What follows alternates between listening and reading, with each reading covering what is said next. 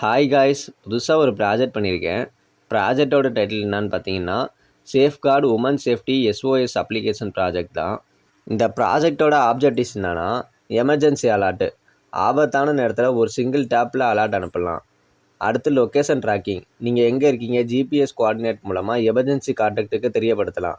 அடுத்து quick access, police, ambulance, woman helpline இது மாதிரி அவசர நம்பருக்கு உடனே கால் பண்ணலாம் ஃப்ரெண்ட்ஸ். இந்த ப்ராஜெக்டில் ஃப்ரண்ட் எண்ட் என்ன யூஸ் பண்ணியிருக்கேன்னா, HTML CSS தான் யூஸ் பண்ணியிருக்கேன். இந்த ப்ராஜெக்ட் ஒரு client side web app. Logic ஆப்.jsல ஜாவா ஸ்கிரிப்ட் மூலமாக தான் எல்லா ஃபங்க்ஷனாலிட்டியும் நடக்கும் ஃப்ரெண்ட்ஸ். எக்ஸாம்பிளுக்கு டைமர் ஸ்டார்ட் பண்ணுறது, லொக்கேஷன் எடுக்கிறது.